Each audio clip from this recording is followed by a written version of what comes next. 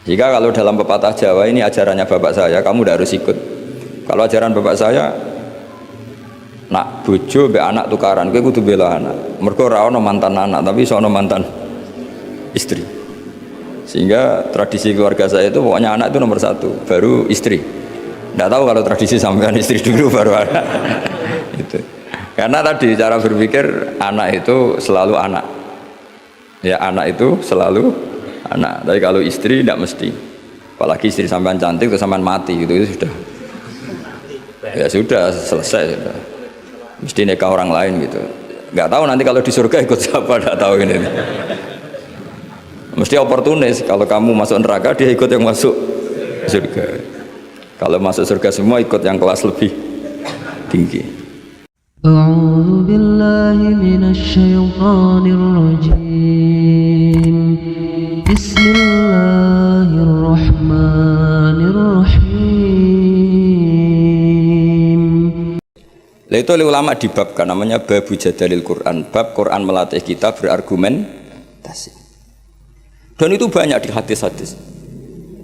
Nabi itu punya sifat selain sidik, amanat, tabligh itu punya sifat fatonah, kecerdasan. Kecerdasan maknanya kecerdasan menjelaskan kebenaran. Dan itu Nabi kalau menjelaskan mudah sekali. Sangat-sangat mudah. Bukan sekedar mudah, sangat-sangat mudah. Karena sahabat itu ya punya mindset. Mindset itu cara berpikir. Kita semua juga punya mindset. Tapi kadang mindset itu salah. Seperti saya misalnya, saya ini di kursi berarti terhormat apa enggak? Ya enggak jelas. Melihat saya di atas kayak terhormat. Tapi melihat disuruh-suruh Pak On itu enggak keren sama sekali. Jadi kan statusnya makmur, diperintah.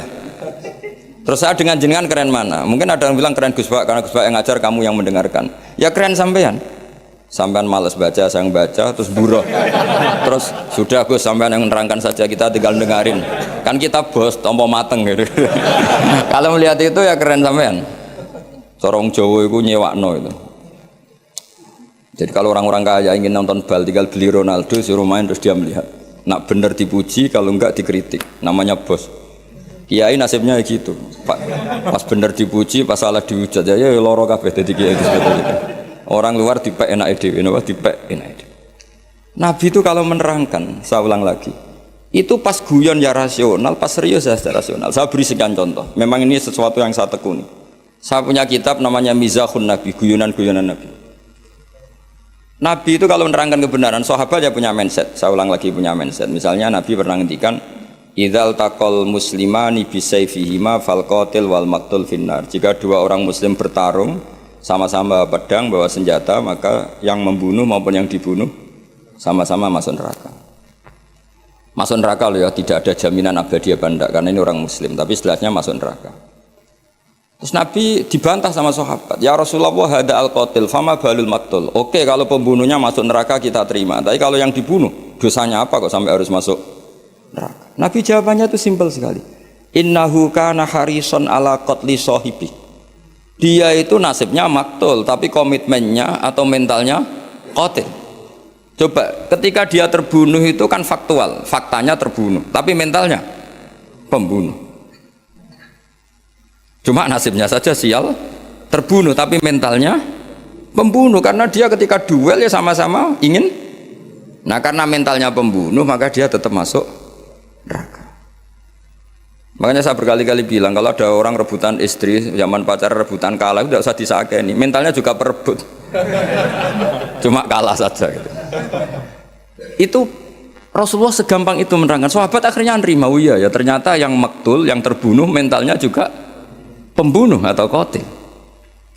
Menerima sahabat. Nah, beda dengan, makanya terus secara fikih diterangkan, kalau maktulnya tidak bermental pembunuh, ya beda kan? Berarti tidak saling ingin membunuh. Jelas ya, makanya sahabat dijelaskan oleh Nabi, innahu kana harison ala qatli sahibih. Dia sebetulnya sangat berkeinginan, harison itu berkeinginan sangat membunuh saudaranya. Nah, karena keinginan itu berarti berstatus qatil. Cuma nasibnya maktul. Berarti maktul itu status nasib. Tapi status dia tetap qatil, pembunuh. Nah, karena statusnya pembunuh, maka dia tetap masuk neraka. Saya beri contoh akurasinya Nabi dalam menghentikan, meskipun pas guyon. Makanya Nabi ngendikan, saya ini Nabi. Pas emosi yang ngendikan benar, pas santai yang ngendikan benar, bahkan pas guyon pun ngendikan benar. Kalau kita kan enggak, kalau emosi kan tidak terkontrol. Kalau Nabi itu enggak, ketika emosi pun masih terkontrol, termasuk pas guyon.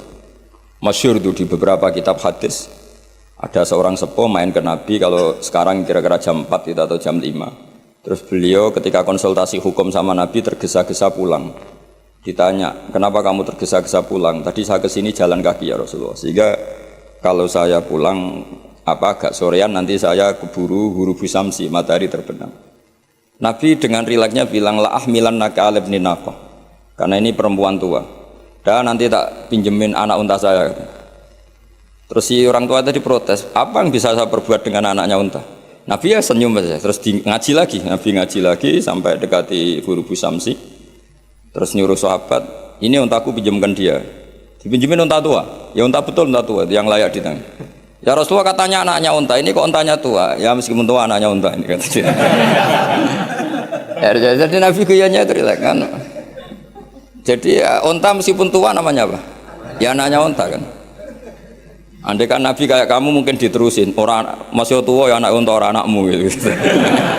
Tapi Nabi tentu tidak akan ngendikan buruk gitu. Jadi Nabi guyon aja masih. Itu kan mengundang orang tawa tapi ya enggak bohong. Coba unta itu anaknya siapa? Meskipun tua. Tapi pikiran kita kan kalau anaknya unta itu kecil, yang nyuruh gitu itu siapa? Makanya dalam dunia kiai itu suka kelakar. Memang itu bagian dari kiai.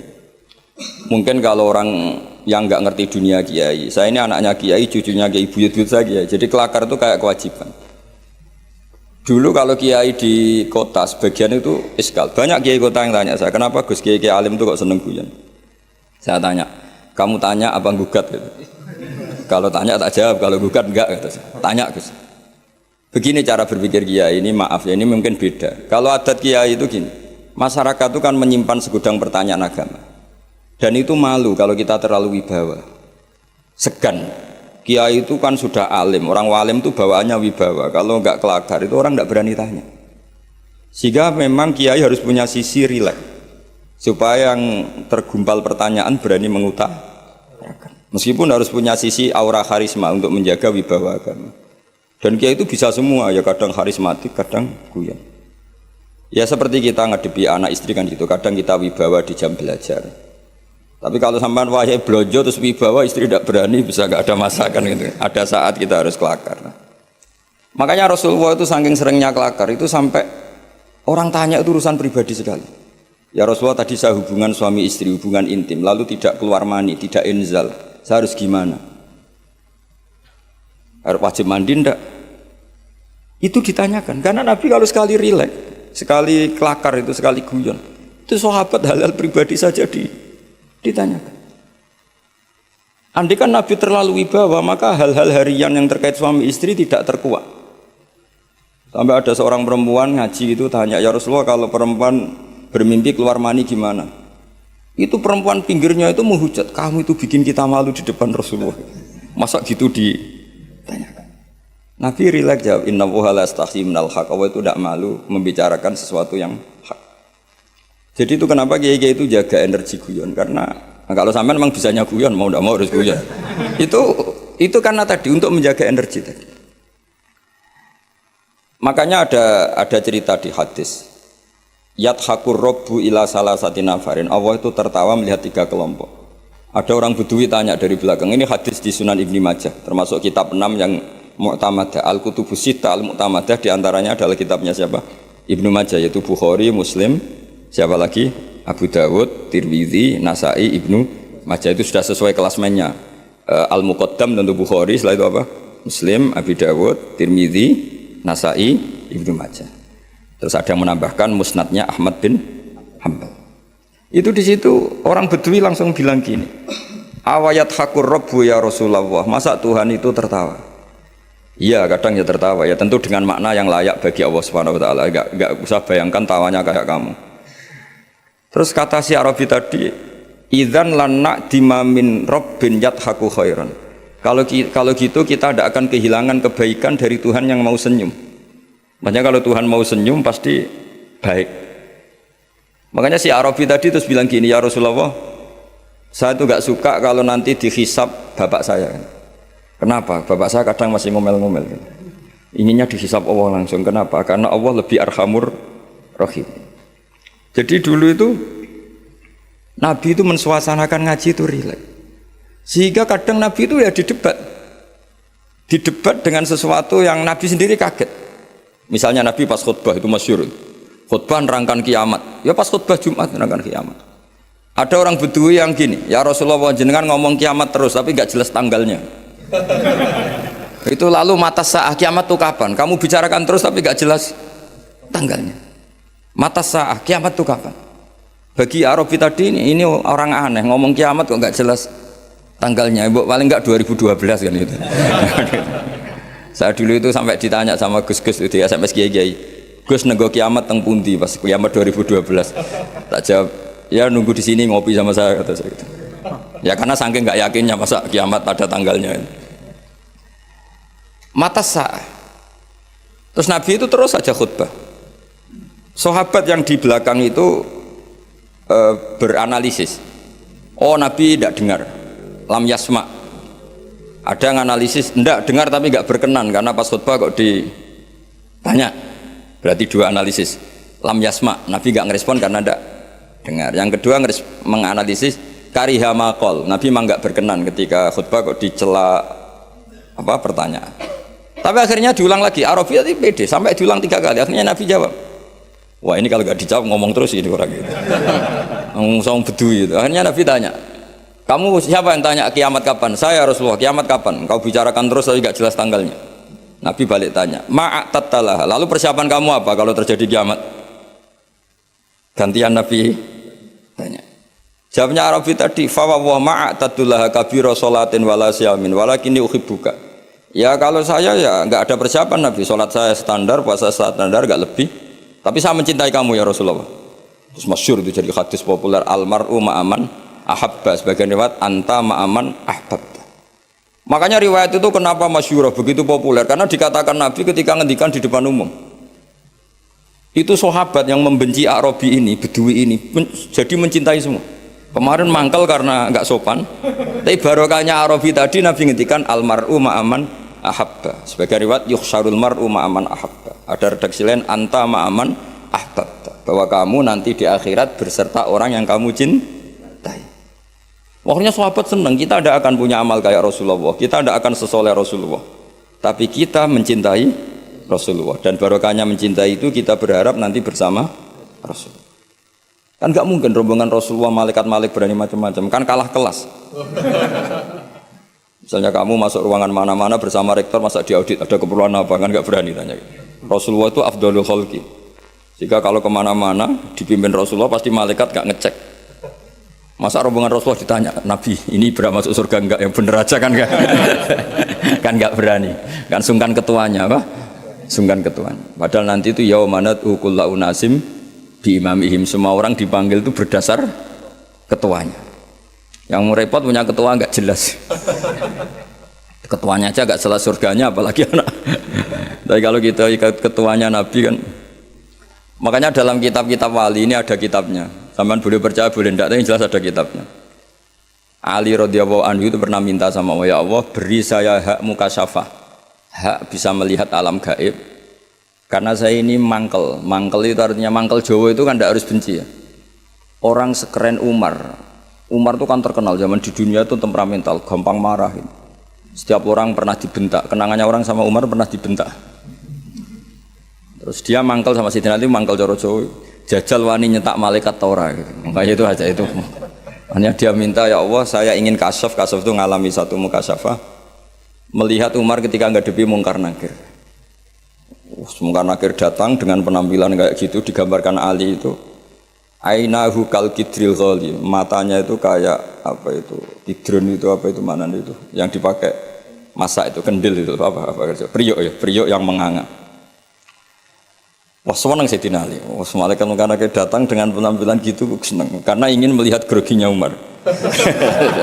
Itu cita-cita terbesarnya tuh ngelihat groginya Umar. Kayak kita mangkel sama menteri itu terus kepingin lihat ditangkap KPK kayak apa gitu.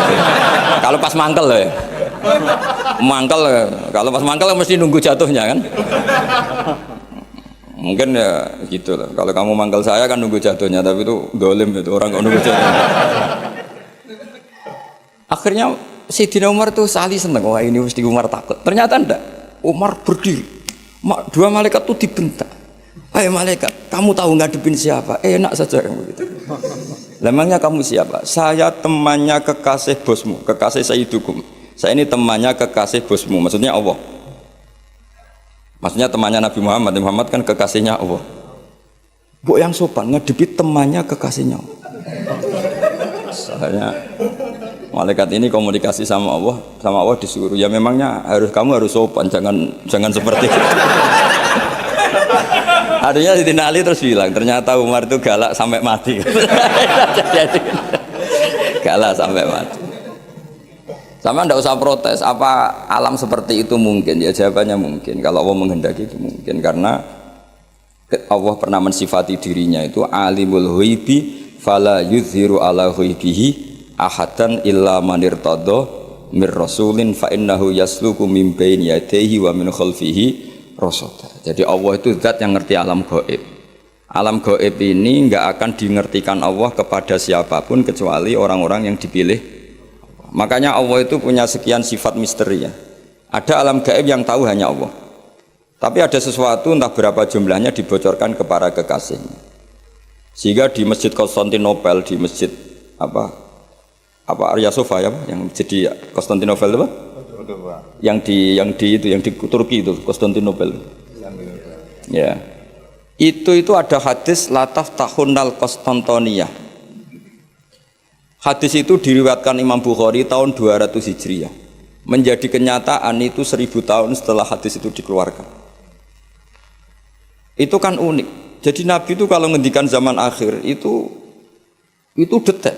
Uridot aliyah ummati, umatku dipertontonkan ke saya. Jadi sebelum Nabi meninggal, itu semua umatnya perilakunya dipertontonkan ila yaumil kiamah. Mungkin Nabi yang menangi dosen, menangi gaya kayak UI ngaji gini. Mungkin Nabi ya, ngaji kok gitu aneh. Tapi ya mungkin dibenarkan. Jadi sehingga Nabi kalau ngendikan zaman akhir itu ya detail.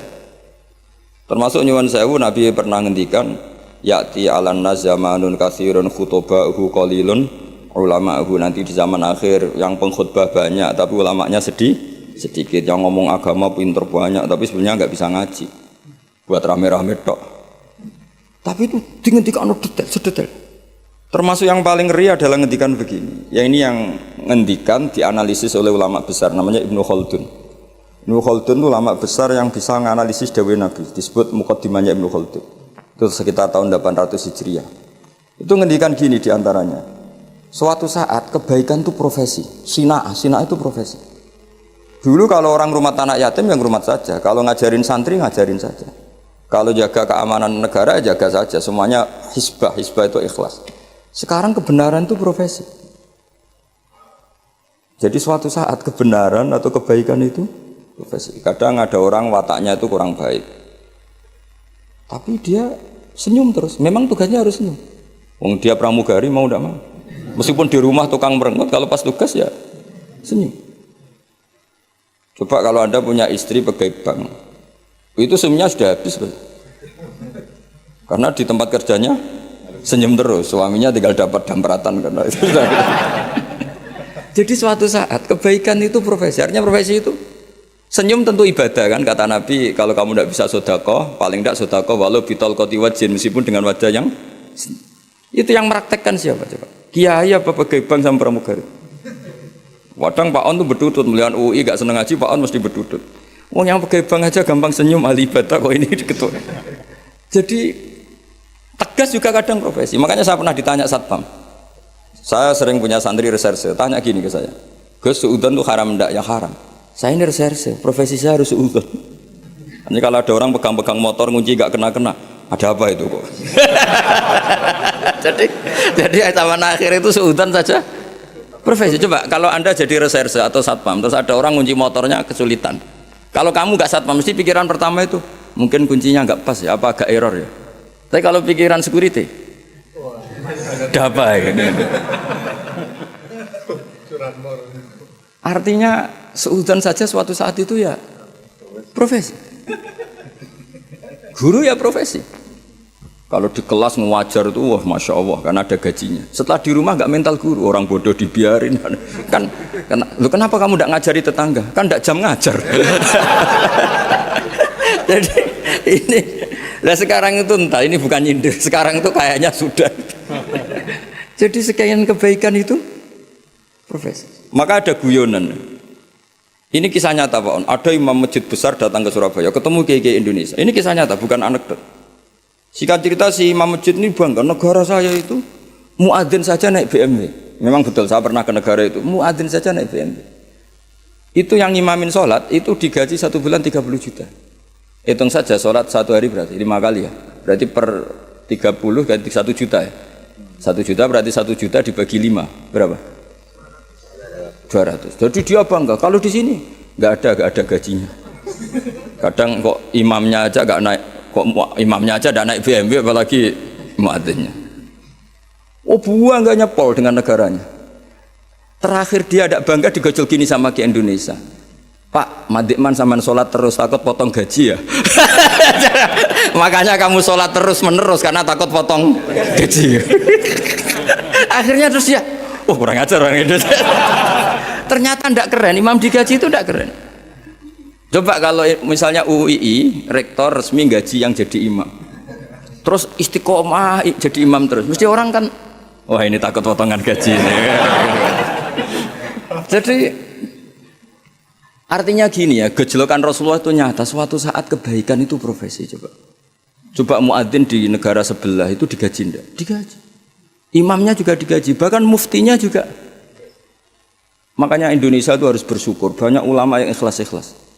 Di kampung itu orang mau ngaji jam kapan saja. Saya itu ngaji di rumah saya, itu mulai subuh sampai isya itu yang ngaji siapa saja. Mulai orang bingung, setengah bingung. Mulai profesor sampai tukang, semua ada saja. Ya ngaji saja, gak kepikiran hormat saya juga gak kepikiran dihormati mereka. Karena kita ingin kebaikan adalah hisbah lillahi ta'ala. Allah ngajarkan kita, ngajar ya ngajar aja. Tapi Nabi itu pernah ngendikan yang dianalisis oleh Ibnu Khaldun, suatu saat kebaikan itu sina'ah profesi.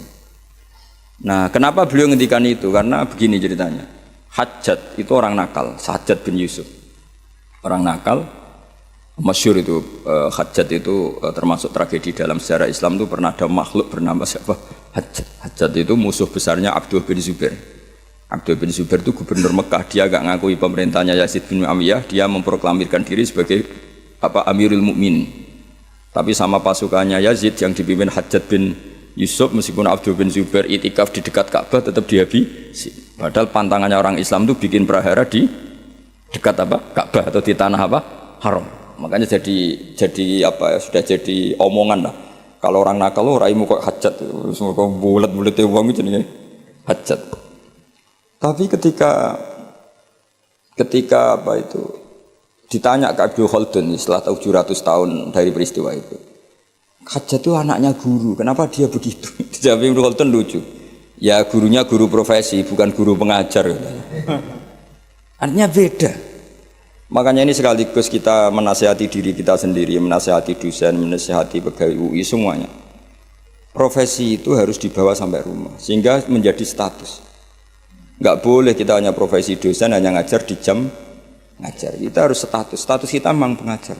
Ketemu desa tertinggal ya kita ngajar, di kampus ya ngajar, di kampus ya kita bermental guru, di rumah ya bermental guru, di kampus ya bermental kiai, di rumah juga bermental kiai. Kita di yayasan yatim piatu ya sayang yatim piatu, di rumah tanpa ada yang gaji juga sayang. Lama-lama kalau profesi kan gini, di yayasan itu dia sayang sama yatim piatu karena digaji di situ. Ketemu yatim di rumah dibiarin. Kenapa? Kan tidak tugas saya. Nanti lama-lama tim SAR gitu. Kalau ditugaskan di mana serius, kalau nggak ditugas ada orang kelab Barno kan tidak bagian saya. Wilayah saya kan Jakarta, ini tenggelamnya kan di Jogja. Jadi kacau semua kalau berdasar apa teritorial apa profesi. Itu Nabi sudah mengingatkan, kalau kamu jadi orang baik, berbaiklah karena hisbah. Bahwa dunia modern mengharuskan ada wilayah teritorial, ya monggo itu bawaan apa? Modern.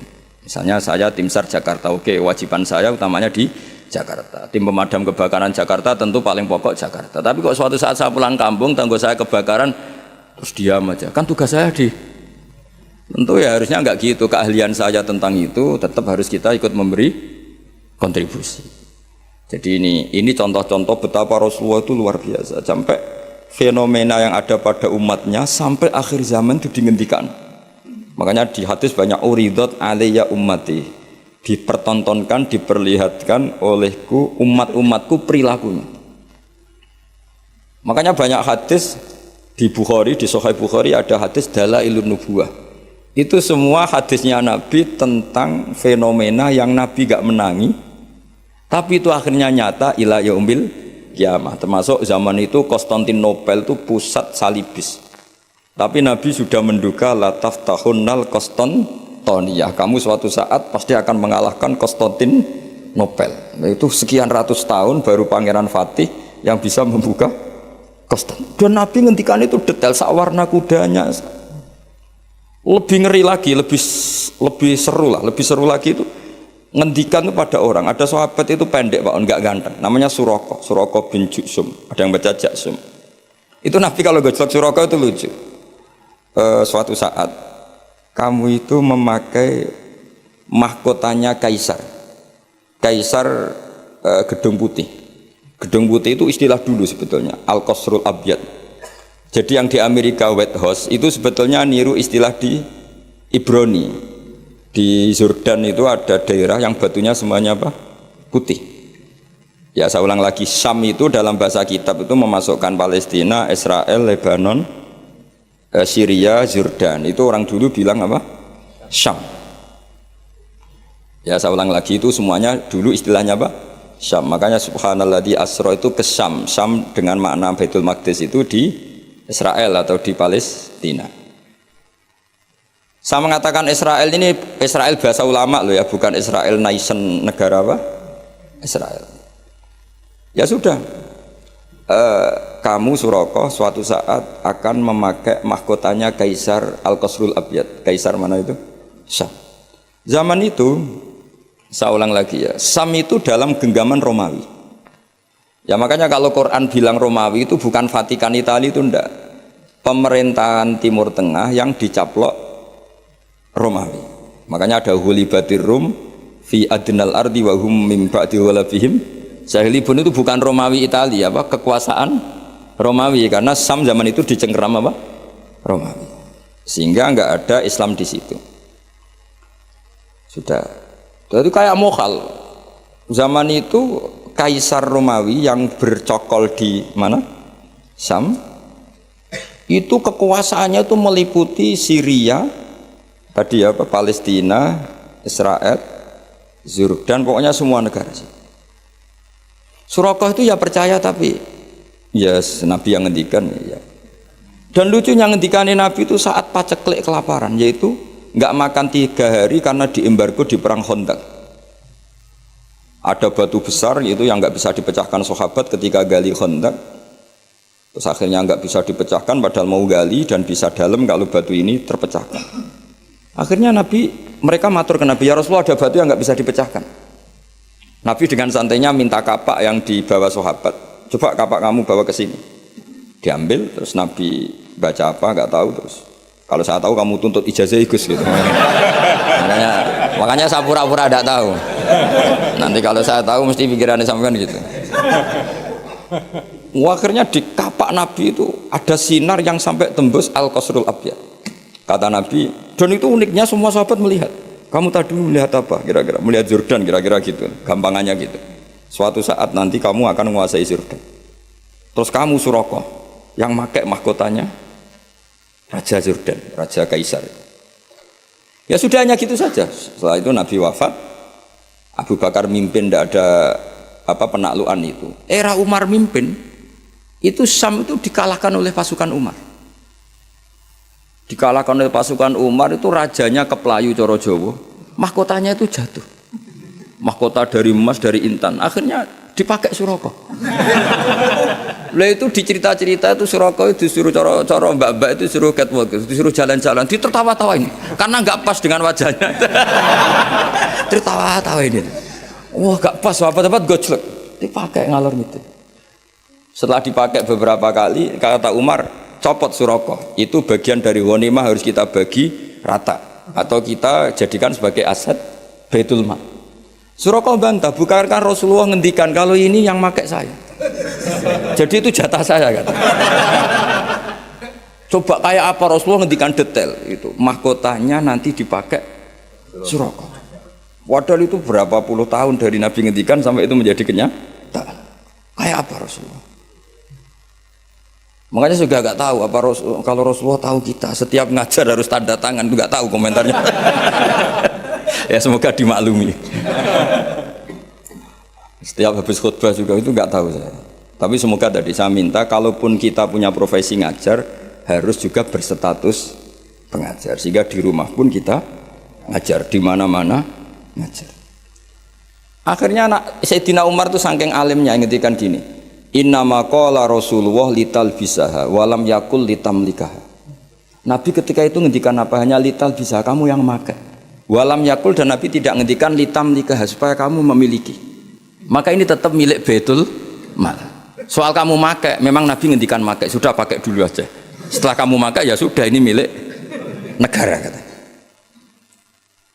Jadi Nabi yang ngendikannya zaman itu ya kamu pakai, bukan kamu memiliki. Makanya Umar ingat betul ngendikannya Nabi di depan umum. Innama qala Rasulullah lital bisaha walam yakul litamlikaha. Nabi hanya ngendikan kamu pakai, bukan memiliki. Kayak apa Rasulullah? Makanya kalau melihat hadis Dalailun Nubuwah itu kadang kita malu karena sebegitu detail Nabi ngendikan fenomena zaman akhir, termasuk jumlah penduduk. Suatu saat jumlah perempuan itu melonjak jauh di atas jumlah laki-laki. Saya itu beberapa kali ditamoni TKW dari Hong Kong. Itu kalau cerita itu ngeri betul. Memang lelaki itu minim di mana? Hong Kong. Kalau di Indonesia sudah kelihatan, tapi lipatannya belum sampai 1:50. Itu yang ngendikan detail. Nabi itu ngendikan semuanya itu apa? Detail. Termasuk fenomena Islam di Timur Jauh, Timur Tengah. Kalau dalam bahasa Arab itu enggak ada Middle East ya, yang ada itu Asyirkul Awsat, Asyirkul Aqsa, Asyirkul Adna gitu. Makanya kalau dalam bahasa Arab itu ghulibatir rum fi adnal arti. Ya saya teruskan ya dalam Jadalil Quran. Jadi di antara mukjizatnya Nabi adalah kemampuan berargumentasi. Kemampuan argumentasi ini penting supaya orang itu berlogika secara sehat. Misalnya gini, saya beri contoh tentang Jadalil Quran ya tadi. Kalau kamu merasa Tuhan kata Allah enggak apa-apa. Tapi untuk menjadi Tuhan itu ada syaratnya. Misalnya nuhani langit bumi ya harus menciptakan langit bumi. Masa nuhani langit bumi kamu sendiri wujudnya dulu buminya. Berarti bumi ketika ada enggak punya Tuhan, wong Tuhannya datang terlambat. Jadi logika Quran itu gampang. Makanya tadi pagi saya ngaji cerita ketika Fir'aun tanya Musa, "Wama Rabbul Alamin?" Tuhan alam semesta itu siapa Musa? Musa jawab, "Rabbus samawati wal ardi," yang menuhani langit dan itu Fir'aun masih bisa ngeles. Ngelesnya kata Fir'aun, "Ma'alimtu lakum min ilahin ghairi." Setahu saya kemana-mana yang dituhankan saya. Soal kemungkinan Tuhan Anda di langit, terus Fir'aun manggil Haman, "Ya Haman ibni li sarhal ali abluhul asbab samawati fa'attali'a ila ilahi Musa." Haman, bikinkan saya piramida yang tinggi, saya mau melihat Tuhannya Musa. Akhirnya Musa bingung, yang sawang sarap repot. Akhirnya Musa ganti argumentasi, yang nuhani nenek moyang kamu, Rabbukum wa Rabbu abaikumul awal. Itu seketika para punggawa Fir'aun banyak yang iman karena mereka baru sadar, loh iya kalau Fir'aun Tuhan berarti mbah-mbahnya tanpa Tuhan, kan yang jadi Tuhan cucunya, berarti mbahnya tanpa Tuhan. Ini kan jadi logika yang aneh. Wah iya, sarap tenan Fir'aun. Akhirnya banyak yang iman. Nah banyak yang iman ini berdasar logika yang dibangun Nabi Musa, yaitu kemampuan jadal, kemampuan berargumentasi. Akhirnya di beberapa cerita semua kebijakan Fir'aun itu dibocorkan ke Musa. Karena sebagian punggawanya sudah mukmin, termasuk ketika Fir'aun memutuskan Musa harus dibunuh. Orang-orang yang ikut rapat, yang ikut setuju Musa dibunuh itu orang-orang itu juga yang bocorkan. Makanya disebut waqala rajulun mu'minum min ali fir'auna yaktumu imana. Jadi ada orang-orang yang sudah iman tapi yaktumu apa? Imana, menyembunyikan iman. Nah, kenapa banyak orang mukmin? Karena tadi kekuatan logika. Nah sekarang Jadalil Quran itu problemnya agak dipelajari di kampus-kampus, di pondok-pondok jarang dipelajari karena mereka lebih suka berdebat untuk kepentingannya sendiri. Padahal berdebat itu menjadi orang sehat. Tapi bukan ingin menang-menangan, ya memang ingin cari apa? Kebenaran. Saya punya sekian contoh debat yang dilakukan para nabi. Saya punya kitab namanya Khilyatul Auliya, itu kitab indukan para wali. Jadi kalau kamu ingin jadi wali harus baca kitab itu. Itu 11 jilid, satu jilidnya segini. Jadi itu untuk menjadi wali itu harus khatam itu berapa? 11 jilid, satu jilidnya. Belum jadi wali udah mati lah kira-kira kalau cari itu. Itu judulnya sudah Khilyatul Auliya wa Tabaqatul Asfiya. Jadi ini karangan tentang wali dan klasmen orang-orang pilihan. Jadi orang pilihan ya ada klasmennya. Ya sama di struktur wali ya ada ketua, ada sekretaris. Jadi tidak hanya di kampus ada rektor, ada wakil. Di struktur wali juga ada ketua, ada sekretaris, ada bendahara, macam-macam lah ada struktur.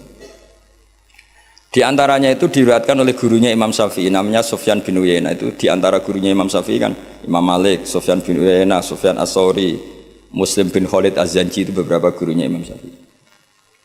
Itu ada perdebatan antara dua nabi besar. Nabi Yahya itu kalau hidup itu suka kumpul orang-orang soleh, karena hidup sama orang soleh itu nyaman. Kalau Nabi Isa enggak, beliau itu senang hidup di daerah orang-orang nakal.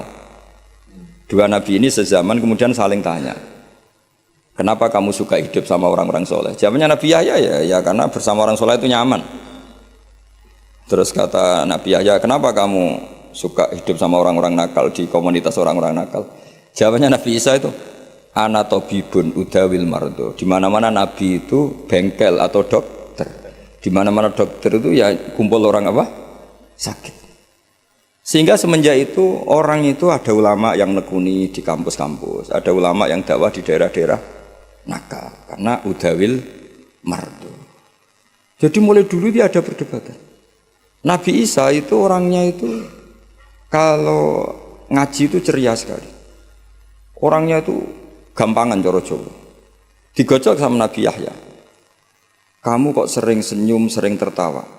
Ka'annaka ta'manu min makrillah. Seakan-akan kamu itu tidak kena adab saja. Kamu itu manusia, tetap potensi kena adab.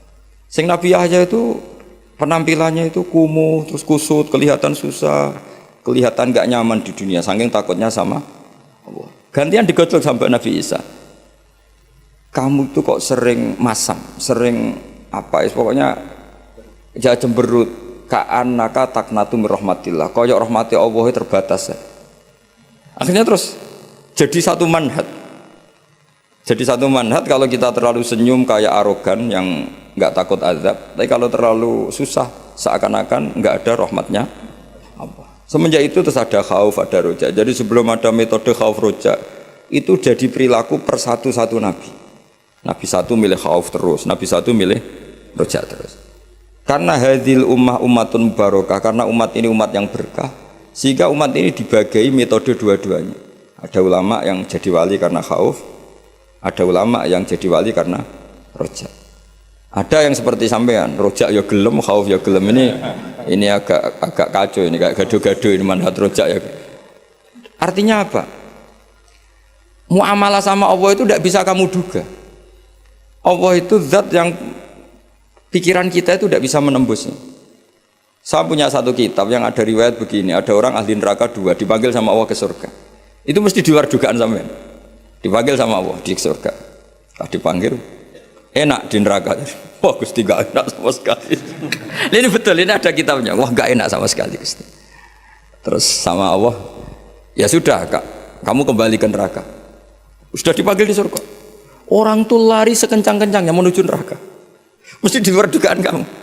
Kamu disuruh kembali ke neraka tuh semangatnya Masya Allah, lari menuju neraka, nyemplung lagi. Terus sama Allah dipanggil. Setelah deketin neraka dipanggil, oh sini lagi. Kenapa kamu semangat ke neraka? Gusti, saya ini sudah kuwapok. Dulu kalau kamu perintah itu gak semangat. Disuruh sholat gak semangat, disuruh baik gak semangat. Kali ini jenengan perintah saya semangat. Karena saya sudah kapok, jenengan suruh bantah. Akhirnya Allah sakit, ya swarga. Makanya ini sekaligus ijazah. Jadi nanti kalau kamu disuruh masuk neraka harus apa? Semangat. Karena kita ketika di dunia sudah kalau disuruh apa-apa enggak semangat. Ya ini sekaligus ijazah, nanti kalau kamu neraka langsung apa? Di luar dugaan kan. Justru karena semangat Ya aku ini kapok ya. Karena ketika di dunia engkau memerintahkan papa itu saya tidak semangat melakukan. Maka kali ini saya akan apa? Semangat. Ternyata sama Allah dipanggil. Ya sudah di surga aja. Yang kedua enggak. Sudah kamu sekarang kembali ke neraka. Itu tolak. Jadi ngelangkah 1 noleh lagi, 3 noleh. Pokoknya terus tanya sama Allah. Kenapa kamu tolak?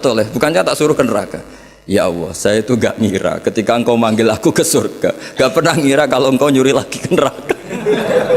Akhirnya sama Allah, sudah di surga aja. Karena barokahnya husnuzon.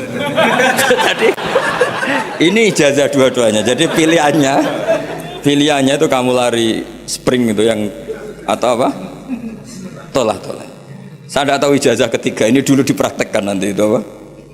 Jadi apa ya? Makanya agama itu riwayat. Makanya ada ulama mengatakan inna hadzal ilma dinun fangzuru amman ta'khuduna dinakum. Agama itu, ilmu itu riwayat. Maka kamu cari riwayat itu. Karena kalau kita berlogika ya tadi, kamu akan berpikir maktul itu di surga apa? Qatil itu di neraka, maktul karena terbunuh, mazlum di surga. Ternyata nubuah, pikiran kenabian tidak seperti itu. Saya beri contoh pikiran kenabian yang pasti menurut sampean nggak lazim, tapi ini benar ada di hadis, ada fil kutubis sittah dalam kitab. Nah, ini terakhir contoh saya tentang riwayat, tentang kecerdasan nubuah.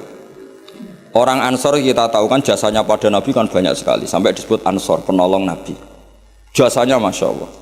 Tapi ketika Nabi ngalami futuhat, setelah menaklukkan Mekah, setelah Nabi kaya, setelah Nabi mapan, semua fasilitas Nabi itu dikasihkan orang-orang yang barusan masuk Islam, yang notabene tidak berkontribusi sama sekali. Itu ada satu orang dikasih kambing itu Mabinal Jabalen. Itu ada yang ngitung 4.000 kambing sampai 2 gunung itu penuh. Gunung Arab kamu tahu kan kayak Uhud kan, antara gunung satu ada gunung yang lain. Tapi gunung Arab ya enggak kayak gunung Merapi gini enggak ya. Makanya dulu kalau perang itu kata Nabi pemanah di atas gunung. Jangan sampai turun. Karena manah dari atas gunung sampai ke bawah itu kena masih mati. Kalau gunung Merapi ya ngeleyang panahnya itu. Karena gunung di Arab itu ya kayak gunung Uhud loh Pak. Kita naik kan paling nggak sampai segini aja nggak sampai. Jadi gunung di Arab jangan bayangkan kayak. Makanya kalau perang yang di atas manah itu musuhnya masih mati atau masih sakit. Kalau dari Merapi manah ke bawah separuh aja nggak. Sehingga kata Nabi yang pemanah tetap di atas gunung. Jadi ya gunungnya seperti itu ya, tidak sampai apa? Tidak sampai tinggi.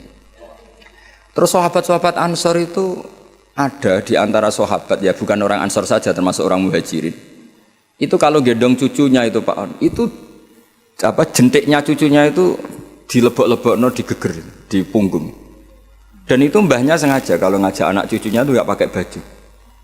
Ketika ada yang tanya, itu bolong karena apa?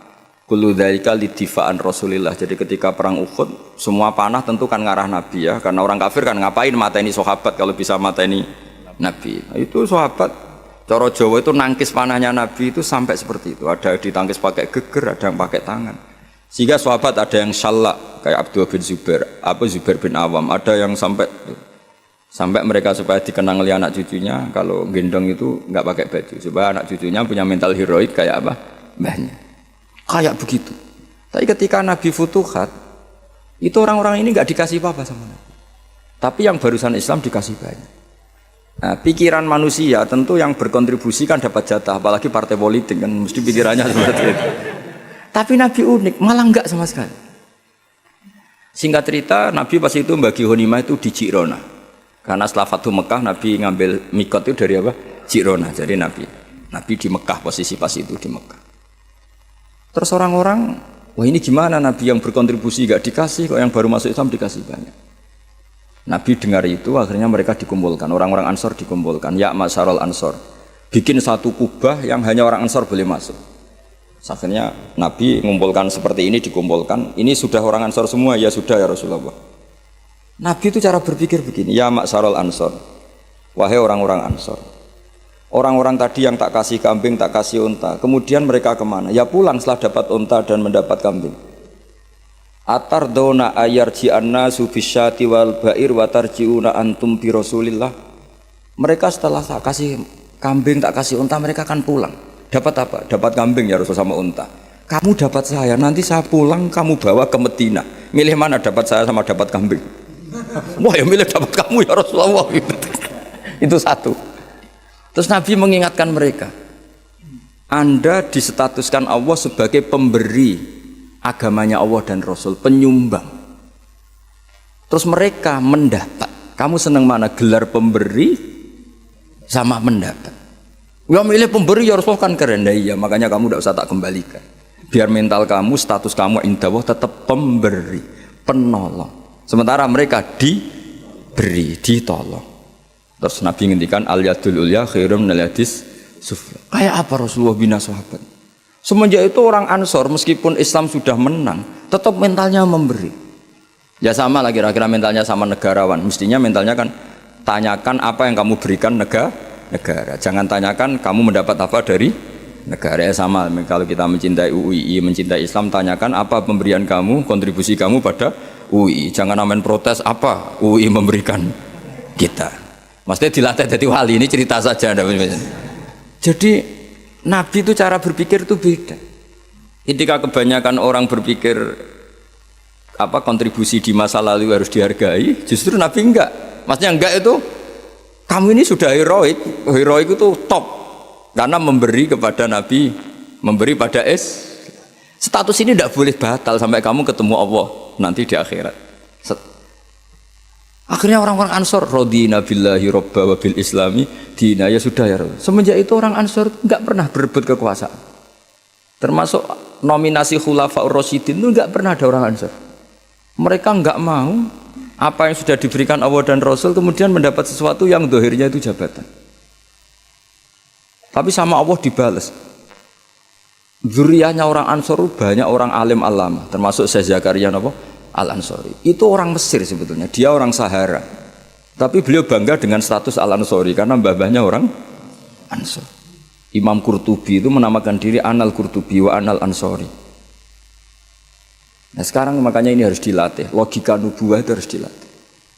Bahwa kita saat memberi itu lebih bangga ketimbang saat mendapat atau menerima. Misalnya kita ngurmat yatim, suatu saat anak yatim ini jadi dokter sukses atau pejabat sukses. Kita harus berdoa supaya anak yatim itu lupa ke kita. Sekali ingat, kamu dulu tak rumat loh, ingat. Yang dulu kita pernah berstatus ana wa kafilul yatim kahataini fil jannah karena kita ikhlas. Tapi setelah anak yatim itu jadi pejabat, status itu hilang karena kita akhirnya dapat imbalan. Kan eman berstatus ana wa kafilul yatim kahataini fil jannah, saya dan perumat anak yatim seperti ini di surga. Tapi setelah yatimnya besar jadi dokter, minta apa? Imbalan. Loh kalau kita tidak minta nggak masalah. Misalnya anak yatim itu punya etika kemudian memberi kita, itu dalam syariat Islam kalau memberi itu nggak apa-apa, kita nerima. Tapi kalau minta-minta itu masalah besar dalam tradisi apa? Islam. Nah, makanya saya mohon ngaji ini menjadi ngaji riwayat sehingga orang dalam berislam tidak sering pakai logikanya sendiri tapi berdasar apa? Riwayat. Karena tadi ada pepatahnya ulama, ada dawe inna hadzal ilma dinun fanzuru amman ta'khuduna dinakum. Ilmu ini agama, maka lihat kamu mengambil agama itu dari siapa. Kalau orang bacanya Bukhari, baca Muslim, baca apa, dia pasti terbentuk oleh logika itu, oleh riwayat itu.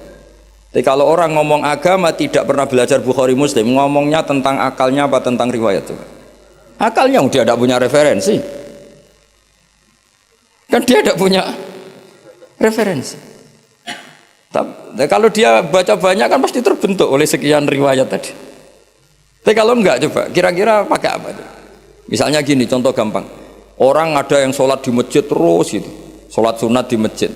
Kira-kira kalau kamu berpendapat orang itu orang baik apa enggak? Baik kan? Karena selalu sholat di masjid. Tapi Nabi enggak nyatanya. Nabi malah negur orang itu. Hei kamu, kenapa selalu sholat di masjid? Ya Rasulullah, karena masjid tempat terbaik. La taj'alu buyutakum maqabira. Jangan jadikan rumah kamu jangan jadi kuburan. Rumah kamu harus dapat jatah apa? Sholat. Jangan semua kebaikan kamu dihabisin di masjid. Nah itu riwayat. Sehingga kita disunatkan selain sholat maktubah, qobliyah, badiah, sebaiknya sebagian dilakukan di rumah supaya rumah kamu ada nur sholat, dapat cahaya sholat. Andai kan itu tidak ada riwayat, pasti kita sependapat dengan tadi. Masjid tempat terbaik untuk sholat, maka sholat di rumah, apa di masjid. Di rumah tinggal makan sama bentrok sama istri kan gitu. Tapi tidak, ternyata Nabi menegur, masyhur tuh, la taj'alu buyutakum maqabir. Sebagian riwayat ij'alu, sebagian sholat kamu jadikan di rumah supaya rumah kamu dapat nurus sholat. Itu kalau nggak riwayat nggak bisa, karena kalau nggak riwayat kan, wah rumah itu ribet, istri kadang ngomel, anak rewel, nggak pas kalau untuk ibadah. Mesti logika kita kan seperti itu. Tapi riwayat mengatakan tidak demikian. Makanya anak-anak saya itu seneng karena ya tadi kenangannya, bapak paling habis datang sholat, habis ini baca Quran, sehingga rumah itu tidak semua sana. Coba kalau sampean misalnya sholat, wah biasanya habis dari masjid itu lapar, kalau nggak disediain marah. Kan lucu kan, habis masjid suaminya takutnya ini, istrinya takutnya. Biasanya kalau habis terawih kan capek, di rumah mesti pertanyaan pertama, makan. Kan jadi makhluk aneh. Religius di masjid, di rumah garang. Tapi kalau sebagian sholat itu di rumah, misalnya witir di masjid 3 kali, oke lah ikut publik witir 3 kali. Itu ulama dulu sudah ada caranya. Kan ada orang yang tanya, saya ini kalau witir ikut di masjid 3 kali, lalu katanya Nabi kan witir harus sholat paling akhir kan, ij'alu akhiru sholatikum witron. Terus ulama mulai dulu sudah jawab, kamu sholat lagi 1 rakaat di rumah berarti menjadi 4. Setelah menjadi 4 berarti sudah sholat syaf'un. Terus kamu sholat lagi 2 sampai jumlahnya 11 atau 13. Kan ulama itu berdebat, witir terbaik itu 13 apa 11. Sebagian ulama mengatakan 11. Yang 2 itu berstatus ba'diyah isya. Tapi yang jelas tetap sebagian sholat itu di rumah. Makanya Nabi Musa didhawuhi Allah gimana? Waj'alu buyutakum qiblatau wa aqimus sholah. Rumah kamu juga harus sebagai kiblat dan harus menjadi tempat sholat. Andai kan tidak riwayat, tentu kita membenarkan orang yang selalu sholat lama-lama di masjid. Tapi ternyata Nabi itu enggak. Kamu jangan gitu, rumah kamu harus dapat bagian sholat. Terus Nabi pernah ngendikan juga, ju'ilat lanal ardu kulluha masjidan. Semua buminya Allah hakikatnya berstatus masjid. Rumah kamu kan ngenes, mbok goni kowe mangkel. Bumi itu paling bangga kalau dipakai sujud sama Allah. Kemudian sujud kamu dihabisin di masjid, di rumah pas ngomel sama istri terus. Itu bumi yang di rumah kamu mesti ngomel juga. Ini orang tidak benar, kenangan sama saya ngomel terus. Tapi kalau sekali-kali kamu sholat di situ kan, wah, alhamdulillah ini waras orang ini. Gitu. Terus kedua, semakin banyak tempat sholat, semakin banyak saksi. Tanah masjid bersaksi kamu sholat, tanah rumah bersaksi kamu sholat dan sebagainya. Itu tidak bisa kalau kita tidak baca banyak riwayat itu. Kalau andaikan kita hanya pakai akal, pasti menjawab, ya bagus di masjid, kan sudah pas sholat ibadah di tempat ibadah. Ternyata cara berpikir nubuah tidak seperti itu. Jadi di antara aturan memahami Quran itu memahami apa yang disebut mafhum, apa yang disebut mantuk. Kira-kira kalau terjemahan Indonesia itu ada yang eksplisit, redaksi itu ada yang apa? Implisit. Kalau yang eksplisit itu mengganti kata mantuk, memang dilafatkan seperti itu. Yang mafhum itu bisa diartikan kayak semacam apa? Kesimpulan tapi enggak mesti jadi pegangan. Makanya ini harus hati-hati kalau di bab mafhum. Misalnya gini contoh yang dipakai ulama, saya baca ya. Wal mafhum ma dalla alaihi lafdzu la fi mahallin nutqi. Yang dikatakan mafhum itu kesimpulan yang tidak didapatkan dari tag letter luck. Ya, tidak didapatkan dari tag letter luck. Misalnya begini. Ini diberi contoh misalnya innalladzina ya'kuluna amwalal yatama zulman innama ya'kuluna fi butunihim naro. Orang yang memakan hartanya anak yatim secara zalim maka sama juga makan api neraka.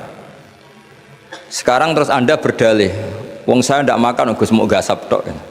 Saya nyuri. Berarti kalau nyuri sepeda motornya cah yatim nggak apa-apa kan, nggak dimakan. Lah itu sarap itu. Maka cara maknanya gini, orang yang memakan harta anak yatim dalam kurung baca merusak, baca merugikan. Sehingga kata yaquluna amwalal yatama adalah ibaratun an aqallil ifsad. Makan tuh kan sebanyak-banyaknya kan 1 piring 2 piring, itu saja haram, apalagi mengambil mobilnya, mengambil tanahnya. Sehingga kata yaquluna diganti kata yufsiduna, yang merusak. Jadi itu namanya mafhum. Jadi mafhum itu, nah kadang mafhum itu Aulawi itu lafadz yang disebut dengan mafhumnya itu maknanya ekstrim mafhumnya. Misalnya ada ayat fala taqul lahuma uffin, maka jangan pernah berkata pada orang tua kamu hus atau uff. Kamu nggak bisa bilang gini, yang diharamkan itu mengatakan hus, kalau misoh kayaknya enggak gitu. Nggak bisa seperti itu. Kalau kata hus kecewa lah. Uffin itu dalam bahasa Arab atadojjar, saya merasa tidak nyaman dengan orang tua, itu orang Arab bilang uffin atau us gitu, gitu, pokoknya tidak enak lah. Kalau itu saja gak boleh, maka bilang kakek aneh jancuk lebih tidak boleh. Nah kalau itu tidak boleh karena menyakitkan, ya misalnya orang tua itu gak boleh karena menyakitkan, membiarkan orang tua sampai utang-utang tonggo, sampai pinjem-pinjem itu juga menyakitkan. Jadi kalau menyakitkan misoh itu karena kata-kata, menyakitkan ekonomi itu secara kejiwaan. Sehingga terus ulama mengatakan semua bentuk yang menerantarkan orang tua maka hukumnya haram. Itu semuanya mafhum, difahami dari kata fala taqul lahuma uffin. Begitu seterusnya. Dan itu oleh ulama dibabkan bab mafhum dan mantuk. Ya saya baca ya beberapa teks aslinya. Fa in kana aula yusamma fahwal khitab kadilalati fala taqul lahuma uffin ala tahrimid darbi li annahu asyaddu wa in kana musawiyan sumyalah nal khitab ay maknahu kadilalati alladziina yaquluna amwalal yatama zulman ala tahrimil ikhraq. Kalau haram makan anak yatim secara zalim haram, maka membakar harta anak yatim juga haram li annahu musawin lil akli fil itlaf, karena sama-sama merusak. Memakan harta anak yatim yang merusak harta itu, mencuri juga sama, membakar juga sama, menggasap juga sama. Nah pertanyaannya adalah hal dilalatu dzalika qiyasiyatun aw lafdhiyatun majaziyatun aw haqiqiyatun. Lalu lafadz bisa dimaknani sejauh itu dilalahnya lafdhiyah apa hukmiyah apa qiyasiyah. Misalnya gini ya, ini mungkin mudah difahami ya. Saya misalnya punya satpam atau punya pembantu atau punya candalem, kalau dalam bahasa pesantren itu 3 misalnya.